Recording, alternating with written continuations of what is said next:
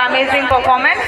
Now first class ఏ section Kalyani వచ్చే song తొందరగా రావాలండి స్టేజ్ మీదకి. పిల్లలు ఎవరైతే ఉన్నారో ఫాస్ట్ రావాలి. మనీ మాస్టర్ సాంగ్ ప్లే చేసేసేయండి.